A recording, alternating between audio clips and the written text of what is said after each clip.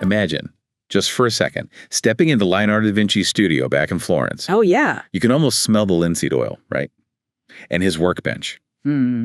It's this incredible creative chaos. Totally. Sketches of flying machines right next to like detailed anatomical drawings. Exactly. And notes on physics besides statue designs. His genius wasn't just mastering different fields separately. No, it was about seeing the connections, the deep links between them all, weaving this amazing tapestry of understanding. And that way of thinking, that holistic, integrative approach, it's more than just a historical thing, isn't it? Oh, absolutely. It's actually a really powerful cognitive tool. And today, we're diving into how you can use that same kind of Renaissance thinking. Specifically for learning advanced English vocabulary, that C1 level stuff. Precisely. By consciously linking those new, tricky words to the concepts you already, live and breathe in your own field or passion. Because let's be honest, traditional methods like flashcards, they work up to a point. But for C1 vocabulary, they often fall short. They really do. They tend to create these little islands of knowledge. You learn a word, but it feels disconnected, unmoored. And then it just vanishes. Yeah. Right. You know it one day, gone the next. It's incredibly frustrating. It is a common struggle, yeah. So what we want to do today is introduce you to what we're calling the Da Vinci method. Okay. It's a really conscious, creative, and importantly, a deeply personal strategy for vocabulary learning. So it makes memorization less of a chore? Way less. It turns it into like an intellectual adventure. You actually deepen your understanding of your own field while boosting your English at the same time. All right. So our mission today is pretty clear then. We want to show you how to anchor new English words, not just in dry definitions. Right, but deep inside the rich, complex sort of mental landscapes you already know so well. We'll look at what it is, how it actually works, and crucially, how you can start using it.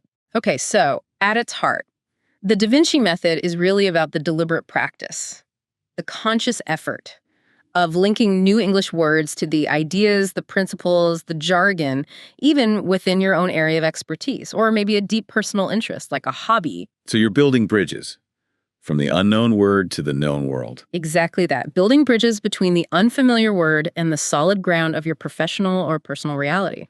Okay, let's make this concrete. How does it actually work? Say, take a word like ephemeral. Right, ephemeral. Now, conventionally, you look it up, maybe make a flashcard, lasting for a very short time. Accurate, but a bit. Sterile. Totally sterile. It doesn't really grab you. The Da Vinci method makes you pause and ask, okay, what in my world is ephemeral? Ah, I see. So if I'm a software developer, You might immediately think of, say, temporary data stored in a cache. It's there for a split second to speed things up, then poof, it's gone. That's ephemeral in your context. It's functional. okay, that clicks. What about someone completely different, a botanist? A botanist might connect ephemeral to the bloom of a night flowering cactus. You know, that incredibly beautiful flower that lasts just one night. Wow. Yeah. Or a stock trader. They'd probably think of a sudden speculative spike in a stock's price, up and down in a flash. Ephemeral. So in every case, the word isn't just a definition floating around. Exactly. It gets grafted onto a really strong existing network in your brain. It picks up context, maybe even some emotional connection, and loads of ways to recall it later. You're essentially telling your brain, hey, this word matters in my world. That makes so much sense. Yes. And it's especially important for C1 level words, right? Things like, what were those examples? Ameliorate, ubiquitous? Esoteric, dichotomy, nascent. Yeah. Yeah. These words represent complex ideas, subtle meanings. They need deeper cognitive hooks than just a simple synonym. And the amazing thing is, that deep knowledge you have in your field, your years of experience, that's not separate from learning English. Not at all. It's probably your single most powerful and maybe underused learning asset. The Da Vinci method is all about activating that asset, turning your expertise into fertile ground for new vocabulary. Right. The beauty of this, as you said, is how flexible it is. It molds to the individual learner. Precisely. It's not one size fits all, which is why looking at some real-world examples is so helpful. People from totally different fields using this. Let's do that. Take us through some case studies. Okay, let's start with Priya. She's a software engineer in Bangalore. Her big challenge, feeling confident using that high-level executive jargon in meetings. It just felt slippery, you know? Flashcards weren't cutting it. So what did she do? How did she apply this? Well, she started consciously looking for those terms within her own work. Take the word synergize, basically, combine things to make them more effective. For Priya, that became the elegant way to well-designed microservices interact. Their APIs communicate seamlessly, making the whole system more powerful than just the sum of its parts. That, for her, was synergy. She even drew a little system diagram to lock it in. That's brilliant. She visualized it in her own terms. What about another word? How about esoteric? Meaning, understood only by a few specialists. Okay. She immediately connected that to encountering some old legacy code written in, like Lisp or maybe Fortran. For a modern web developer, that code is completely esoteric. It's like a secret language only a handful of people still understand. So the words stopped being just abstract sounds. Exactly. They became concepts with a function, a place, a purpose within her daily reality as an engineer. Fantastic. Who's next? Let's go to Salvador, Brazil. Mateo, a marine biologist. His struggle was remembering vocabulary for grant proposals, particularly around environmental policy. Those abstract terms felt disconnected from his hands-on work with coral reefs. I can imagine. So how did he bridge that gap? Okay, take the word precipitate, as in to cause something bad to happen suddenly. Right. Mateo visualized it intensely. He saw a sudden 2-degree rise in ocean temperature precipitating a massive, catastrophic coral bleaching event, turning this vibrant, colorful reef into a ghostly white graveyard almost overnight. That powerful image was tied directly to the word. Wow. That's a strong connection. And another example from him. Paradigm, a typical model or pattern of thinking. Yeah. For Mateo, that was the old traditional view of sharks purely as mindless killers. That was the dominant paradigm for so long. His research and his colleagues' work aimed to shift that paradigm to show sharks as essential apex predators, vital for ocean health. So he grounded these potentially vague terms right into the living processes he studies every day. Precisely. The ocean became his vocabulary anchor. Okay, let's cross the globe again. Kenji in Kyoto. Yes, Kenji, a historian specializing in Japan's Meiji Restoration. He read English academic texts fine, but he found it hard to actually use that sophisticated vocabulary naturally in his own writing and analysis. A common problem for advanced learners. It is. So take Zeitgeist, the defining spirit or mood of a particular period. It's a German loanword, can feel a bit abstract. That's another. For Kenji, it became the tangible atmosphere of 19th century Japan during the Meiji era. That intense, frantic mix of clinging to tradition while simultaneously having this huge appetite for Western ideas and technology. He said he could almost smell the coal smoke mixing with the scent of incense. That was zeitgeist for him. He made it sensory. That's powerful. Very. And another one, anachronism, something that belongs to a different time period. Like finding a smartphone in a medieval painting. Exactly. Kenji saw it vividly in his research, finding, say, a statement reflecting modern individualism in a document from the strictly collectivist Tokugawa shogunate that felt jarringly anachronistic to him, like seeing, as he put it, a wristwatch on a Roman centurion. So his field of history literally became his memory palace for these words. You got it. Okay, one more. Folake in Lagos. Folake, a jazz musician. She needed to refine her English for academic work, especially grappling with the language used in aesthetic theory and describing emotions in music. Words like discordant or serendipity. Tricky ones. How did music help? Well, discordant, meaning disagreeing, clashing, incongruous, was easy for her. It's a core musical concept. Clashing chord. Exactly. She could literally play a discordant chord on her piano and feel its meaning, that tension in her hands and ears. It wasn't abstract at all. It was physical. And serendipity.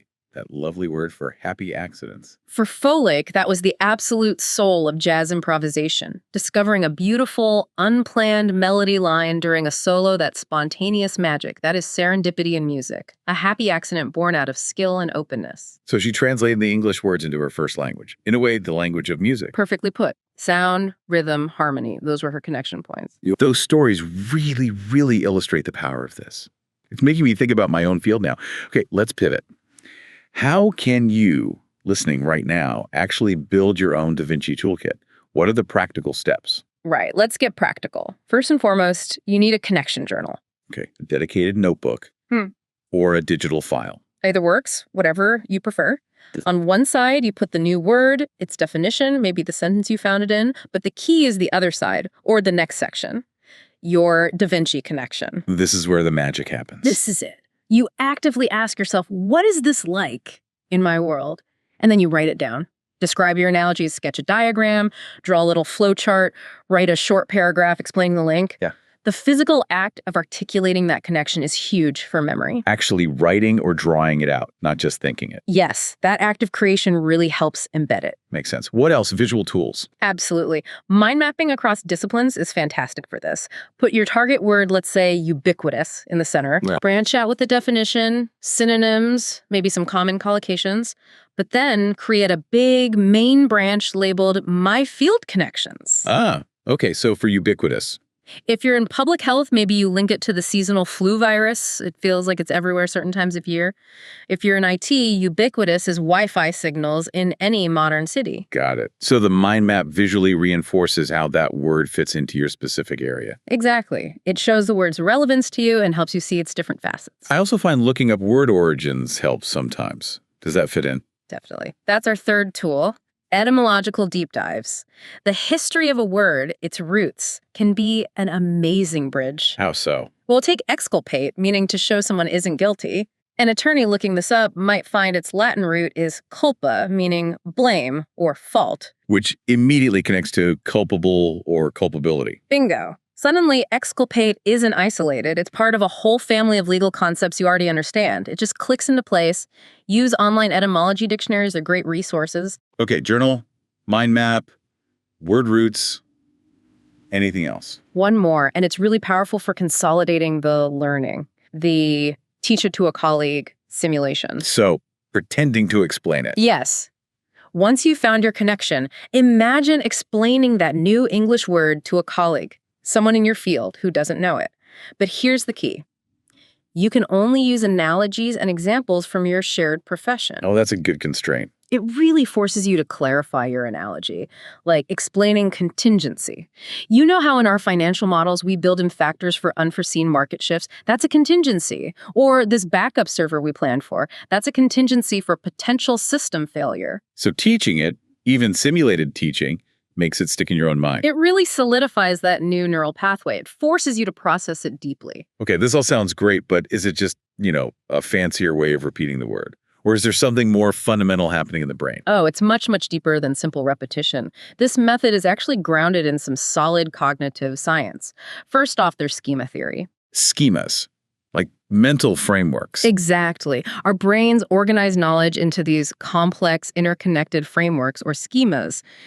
Your profession, your main hobbies, these represent some of your most developed, detailed, and robust schemas. Right, because you use them all the time. Precisely. So the Da Vinci method works because it integrates new words directly into these super strong existing schemas. It's way more efficient than trying to build a flimsy new schema just for that one word. You're basically hanging the new information on a really sturdy, pre-built scaffold in your brain. I like that scaffold analogy. It makes sense you'd want to attach things to the strongest parts. Definitely. And it's not just one connection point. That leads to the idea of semantic networking. Think of your memory like a huge web, a network of interconnected nodes. Okay. Rote memorization might create a very weak, isolated node for a new word, barely connected to anything else, easy to lose. The Da Vinci method creates a node, but with multiple strong connections radiating outwards. Think of a word like volatile. You connect it to stock market fluctuations, maybe to certain chemical reactions if you're a chemist, maybe even to a boss with a quick temper you once had. So lots of different pathways to get back to that word. Exactly. It dramatically increases the chances you'll be able to retrieve it when you need it because your brain has so many different routes to find it. And the whole process feels very active, not passive. That's the third key element, elaborative rehearsal. Simple repetition, just saying a word over and over, is okay for short-term memory maybe, but pretty useless for long-term recall. So what's elaborative rehearsal? It means actively thinking about the meaning of the information and making connections to things you already know. The whole Da Vinci process, finding the analogy, writing it down in your journal, drawing the mind map, maybe trying the teach it simulation that is deep elaborative rehearsal. You're working with the word, manipulating it. You're manipulating it, relating it, making it meaningful to you. That cognitive effort is like a big flashing sign to your brain saying, hey, this is important. Store this properly for the long haul. This sounds incredibly effective. But I can anticipate some hurdles. What if, you get a word and you just draw a blank? I can't think of any connection in my field for this word. What then? Yeah, that's a really common concern, and it will happen sometimes. First rule, don't let the perfect be the enemy of the good. Meaning, not every single C1 word is going to map perfectly or obviously onto your specific domain. That's okay. The goal is for this to be your default strategy, but not necessarily your only one. If a connection feels really forced or takes ages to find, just learn that particular word more traditionally for now. Put it on a regular flashcard, maybe? And sometimes the connection might appear later. Often. You learn the word, and then a week later, you're in a meeting or reading something, and suddenly you think, that's like ephemeral in my world. It happens serendipitously sometimes. Also, try thinking more metaphorically. Well, take a word like gregarious, meaning sociable. Maybe you're an accountant and you think, sociability, that's not really my field. But perhaps you could link it metaphorically to how certain types of funds or accounts often get grouped together in reports, or maybe to a particularly outgoing client you deal with. Stretch the analogy a bit. Okay, so be flexible, don't force it, and think metaphorically. What about the time commitment? This seems like it takes too long per word. Yes, the time factor. This really is a classic short-term effort versus long-term gain situation. Explain that. Sure. Spending, say, 10 solid minutes really digging into one word, finding a connection, writing it down, yes, that takes longer than glancing at 10 flashcards for 1 minute. But that deep encoding you achieve in those 10 minutes means you are significantly less likely to forget that word. So you save time later by not having to relearn it constantly. Exactly. How many times have you learned the same word from a flashcard list, only to forget it again? This method aims for durable learning. It's an investment in the quality and permanence of your vocabulary knowledge. Think of it as building slower, but building stronger. That's a good way to frame it. Now, what about the feeling some people might have?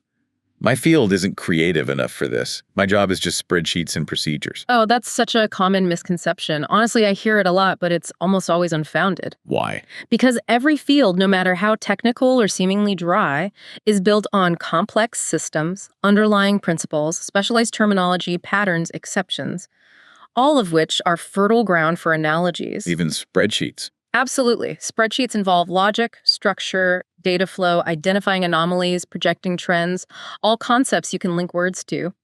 Someone in logistics sees streamline everywhere and optimizing a supply chain.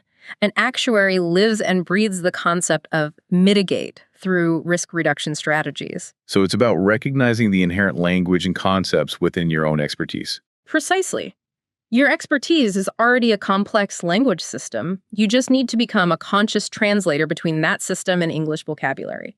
You have the raw material. This method helps you use it. Okay, this has been incredibly insightful. So just to recap the huge advantages here, the Da Vinci method gives you a much deeper, more nuanced grasp of vocabulary. Check. It massively boosts long-term retention. Right. It makes the learning process itself more engaging, more personal. Definitely. And as a bonus, it can actually spark new ways of thinking about your own field. Yeah, I can see that. Finding unexpected connections. So the real call to action for everyone listening is embrace that spirit of Leonardo.